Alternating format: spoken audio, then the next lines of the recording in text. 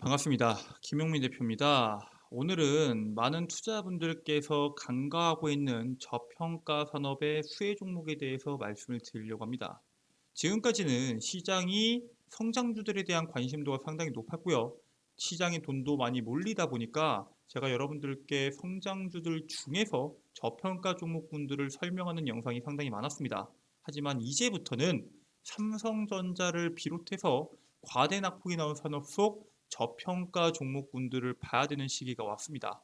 지금까지 성장주 투자에 부담을 느끼셨던 분들이라면은 오늘 종목을 주목하시길 바라겠고요. 그런 분들께서 투자하시기에 적합한 종목이다 라고 말씀을 드립니다. 자, 그래서 오늘 내용은 삼성전자가 몰빵 중인 이 주식 싸도 너무 쌉니다. 5월에 주도주가 될 겁니다 라는 내용으로 영상을 준비해 왔습니다. 오늘 영상도 여러분들께 도움이 되는 내용으로 준비해 왔으니까 끝까지 집중하셔서 시청해 주시면 감사드리겠고요.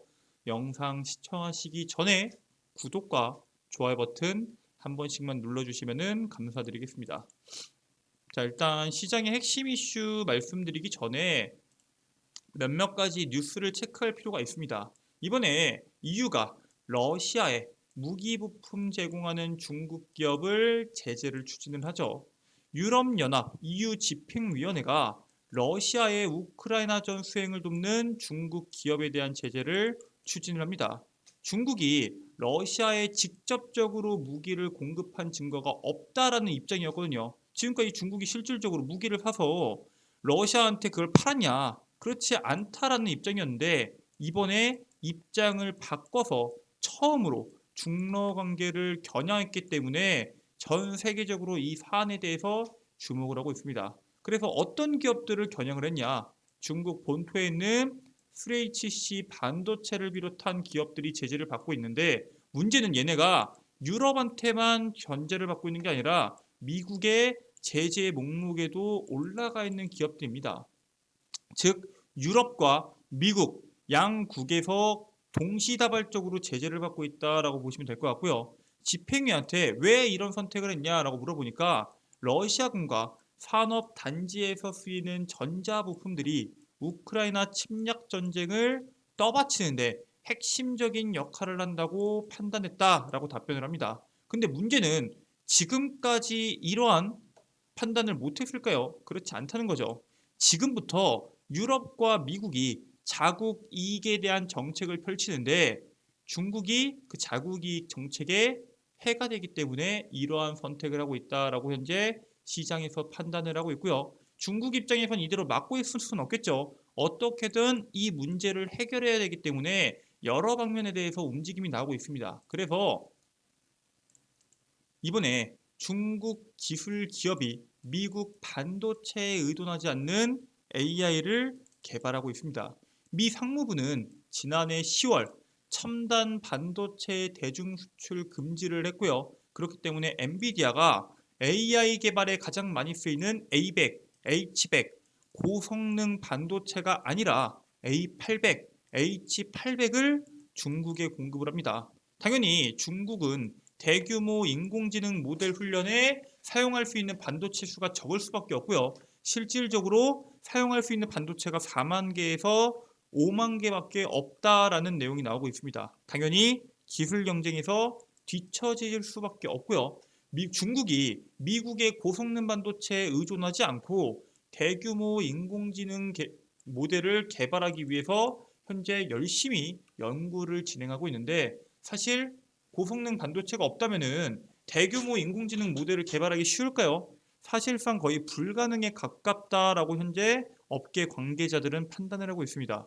중국의 기술 굴기를 봉쇄하려는 미국의 제재를 피해서 비교적 성능이 낮은 구형 반도체를 어떻게든 최대한 활용하는 방식을 이용하겠다라고 이야기하고 있는데 사실 이 문제를 단순히 이 저가형 반도체들로 이용해서 해당 문제를 해결하는 것은 사실 쉽지 않습니다. 문제는 미국과 유럽이 중국을 때리고 있는데 이 피해를 중국만 보는 게 아니죠.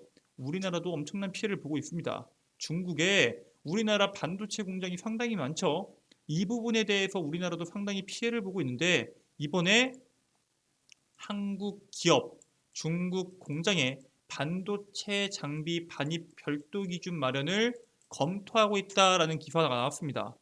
반도체 생산 첨단 장비의 대중국 수출을 사실상 금지하는 미국 정부가 중국에서 생산 활동하는 한국 기업에만 별도의 장비 반입 기준을 검토할 예정이다라는 기사가 나왔죠.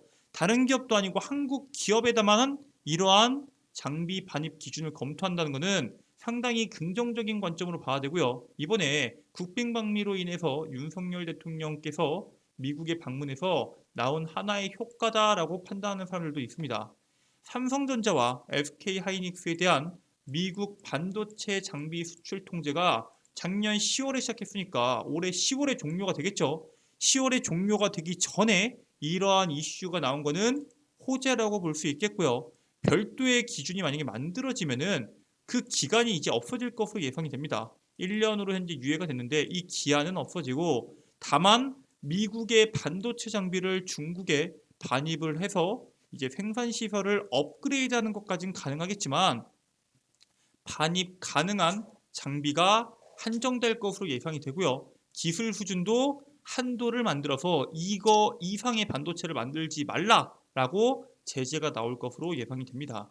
즉 중국을 지금 반도체에 대한 성능을 올리지 못하게 해서 주변 산업들, 자율주행, AI 뭐 이런 모든 산업들에 대해서 미국이 앞서 나가려고 하는 건데 만약에 한국 기업한테 모든 걸 풀어줘서 중국에서 반도체 생산으로 인해서 반도체에 대한 공급이 원활해지면은 중국에 대한 제재가 사실상 의미가 없는 거잖아요. 즉 반도체에 대한 장비를 넣는 건 좋겠지만 너무 높은 건 하지 마라라는 제재가 나올 확률이 상당히 높고요. 우리나라 입장에서는 중국에서 그냥 중저가형 반도체 만들고 우리나라나 미국에서 고가형 반도체를 만들면 되는 문제이기 때문에 우리나라의 입장에서는 상당히 긍정적인 요소다라는 평가가 많이들 나오고 있습니다. 문제는 중국에 대한 견제가 이렇게 강하게 나오고 있기 때문에 미국에서도 중국이 빠져나오게 되죠. 점유율이 엄청나게 떨어지게 됩니다. 우리나라가 그 자리를 차지하면 좋겠지만은 사실 우리나라가 그 시장을 잡지 못했습니다. 불황기 미국과 대만의 영향력이 커지고 있는데 한국의 점유율은 현재 정체되어 있고요. 실질적으로 미국 반도체 산업협회는 반도체 시장 규모가 내년에 6,020억 달러를 기록하면서 8.3%를 기록할 것으로 전망을 하고 있습니다. 이게 반도체 시장의 20년 평균 매출의 15%를 계속해서 공장을 짓는데 쏟아부으니까 당연히 반도체에 대한 시장 규모가 커질 수밖에 없겠죠. 근데 문제는 이렇게까지 엄청난 투자를 하고 엄청난 성장을 하고 있음에도 불구하고 거기에다가 중국까지 빠져나감에도 불구하고 중국은 원래 점유율이 한 30%가 넘었거든요. 18.5%가 하락을 하게 되고요. 한국은 5% 하락을 하게 됩니다. 반대로 대만과 베트남은 9.7, 7.3%에 대한 점유율이 상승하죠. 즉 중국에 대한 하락분은 대만과 베트남이 가져갔다고 해도 무방하다고 보시면 될 것 같습니다. 앞으로도 우리나라가 계속해서 이렇게 밀리게 되면은 추후에는 대만과의 격차가 계속해서 벌어지고 미국과의 격차도 계속해서 벌어질 거기 때문에 우리나라도 새로운 경쟁력이 필요하겠죠. 그렇기 때문에 반도체 미래의 10년 준비, 정부가 45개 핵심 기술 확보를 위한 청사진을 이번에 제시하게 됩니다. 반도체 기술 채권 경쟁이 치열한 가운데 미국, 대만, 유럽 등 주요국은 첨단 산업 발전과 국가 안보를 위해서 전 국가적 차원에서 역량을 결집하고 있습니다. 우리나라도 당연히 지원이 필요하겠죠. 정부가 10년 후, 지금 당장 내년, 내후년이 아니라 앞으로 미래, 10년 후에 미래 기술들이 발전한다고 했을 때 필요한 반도체에 대해서 청사진을 이번에 처음으로 제시를 했고요. 이번 로드맵에 지난해 5월부터 준비했던 산업계, 학계, 학업계, 연구기관, 정부가 함께 수립한 국내 최초 반도체 기술 개발 청사진이 나오는 것이기 때문에 그 의미가 상당히 크다라는 내용이 현재 시장의 중론입니다. 우리나라가 메모리 반도체 분야에서 상당히 압도적인 지위를 갖고 있는 건 맞아요. 문제는 시스템 반도체 분야의 점유율이 너무 낮습니다. 즉, 시스템 반도체의 점유율을 높이기 위한 경쟁력 확보를 위한 정부의 지원을 현재 기대하고 있고요. 지금 무엇보다도 메모리 반도체를 살리는 것보다 시스템 반도체에 대한 점유율을 확보하는 게 무엇보다도 중요합니다. 그 이유는 시장의 반도체 시장 점유율을 100이라고 했을 때, 100%라고 했을 때 시스템 반도체에 대한 점유율은 55%에서 61% 정도가 됩니다. 메모리 반도체는 25%에서 30% 정도 돼요. 즉, 메모리 반도체 시장이 시스템 반도체 시장의 2분의 1밖에 안 되기 때문에 사실 가장 큰 시장은 시스템 반도체 시장이고요. 이 시장에 대한 점유율은 계속적으로 늘어날 겁니다. AI, 자율주행 이런 것들을 처리하는 반도체이기 때문에 그 규모가 계속해서 커질 거고요. 특히나 이 메모리 반도체 시장 같은 경우에는 특히 D램 시장은 삼성전자, SK 하이닉스, 마이크론 세 개 업체가 독과점 체계를 갖고 있기 때문에 경쟁이 너무나도 심각하게 크게 나옵니다. 즉, 가격도 계속 내리려고 하고 증산도 계속 하려고 하고 경쟁 자체가 상당히 심각해서 사실 시스템 반도체에 대한 점유율을 늘릴 필요가 반드시 있다라고 말씀을 드립니다. 자, 그래서 정부가 현재 3%에 불과한 시스템 반도체의 점유율을 10%까지 높이기 위해서 전폭적인 지원을 하겠다라고 발표를 합니다. 민간 협의체를 만들어서 2030년도까지 인공지능, 6G 등 시스템 반도체 분야에 25조 원을 투입할 계획을 갖고 있고요. 이게 자율주행차, AI 등 첨단 기술의 성능을 좌지우지하는 핵심 부품 경쟁력이 떨어지는 만큼 반도체 주도권을 잡기 위해서는 이거는 선택이 아니라 필수 투자라고 보시면 될 것 같습니다. 결국에는 이 시스템 반도체에 대한 투자가 진행이 될 건데 그 중심에도 역시 삼성전자가 있고요. 삼성전자를 중심으로 투자 일정에 따른 반도체 산업 관심이 집중될 것으로 예상이 됩니다. 자, 그래서 반도체 생태계가 조성되는 이번 용인 클러스터를 봐야 되는데 정부가 지난 3월에 처인구 이동 남사읍에 710만 제곱미터의 규모의 첨단 시스템 반도체 국가 산단을 조성 계획을 발표를 했죠. 삼성전자가 여기다가 무려 300조를 투자해서 2042년도까지 5개의 파운드리 공장을 건설 계획을 갖고 있고요. 10년간 300조면은 1년에 최소 30조씩 투자를 한다라는 뜻입니다. 엄청난 투자가 진행되고 삼성전자뿐만 아니라 SK 하이닉스도 엄청난 투자를 진행을 하면서 삼성전자 중심의 산업단지의 150개의 소부장 기업, SK 하이닉스 중심의 50개의 소부장 기업이 입주할 수 있는 규모가 이번에 형성이 될 것으로 예상이 되고요. 향후 10년간 반도체 관련 기업들의 꾸준한 매출이 여기서 나올 것으로 예상이 됩니다. 돈을 계속해서 쓰고 공장도 계속해서 지을 거기 때문에 이게 단순히 이번 3월에 이슈가 발생하고 끝나는 게 아니라 지속적 이슈로 반도체 산업의 불황에도 관련된 기업들은 계속해서 수혜가 될 것으로 전망이 되고 있고요. 우리가 그렇기 때문에 그와 관련된 종목군들을 반드시 눈여겨보셔야 된다라고 말씀을 드립니다.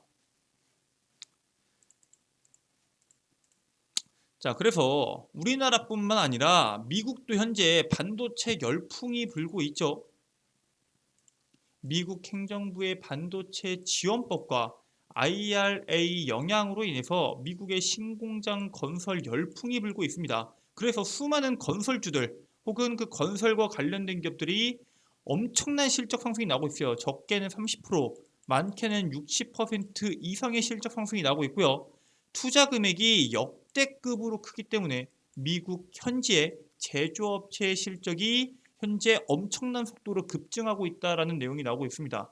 그 중에서 역대급 투자 중에서 가장 많은 투자하고 있는 게 뭐다? 반도체와 배터리고요. 공장의 증가폭이 워낙 크기 때문에 국내 반도체 장비 기업들도 꾸준한 수혜가 기대가 됩니다. 즉, 일회성 투자도 아니고 지속적 투자에다가 규모도 크다 보니까 국내 반도체 장비 기업들이 그 안에다가 계속해서 반도체 장비를 납품할 것으로 예상이 되고요. 거기에 따른 수혜에 주목하셔야 됩니다.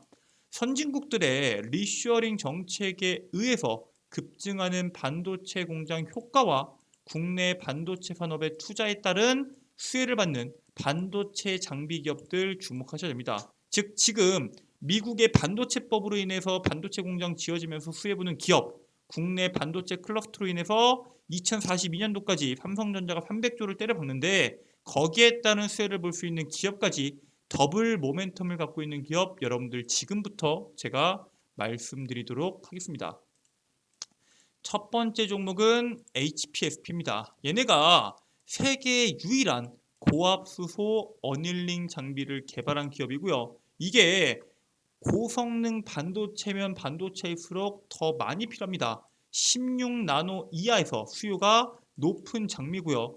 글로벌 톱티어 시스템 반도체와 메모리 반도체사 반도체 기업의 장비를 납품합니다. 즉 삼성전자 같은 메모리 반도체뿐만 아니라 지금 시장 규모의 50% 60%를 차지하고 있는 시스템 반도체에 대한 투자가 공격적으로 은하고 있는데 그러한 기업에도 장비를 납품하고 있다라고 보시면 될 것 같고요.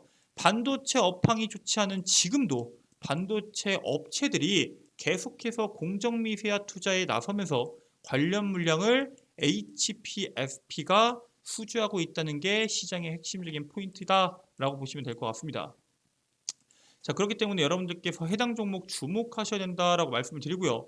두 번째 종목은 주성 엔지니어링입니다.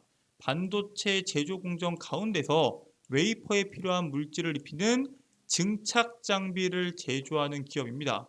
미국의 대형 종합 반도체 기업 IDM과 대만의 대표적인 파운드리 업체 시스템 반도체 생산 라인에 적용될 원자층 증착 장비 납품이 임박한 기업이고요. 사실 이 반도체 공장에서 노강, 식각, 증착 같은 것들은 이 반도체 전공정들 같은 경우에는 진입 장벽이 상당히 높기 때문에 장비 대다수를 미국, 네덜란드, 일본 업체들이 독과점을 하고 있습니다. 이번에 주성 엔지니어링이 국내 기업 공급 첫 사례가 나올 것으로 전망이 되고요. 그만큼 기술력을 갖고 있는 기업이기 때문에 꼭 눈여겨보셔야 된다라고 말씀을 드립니다.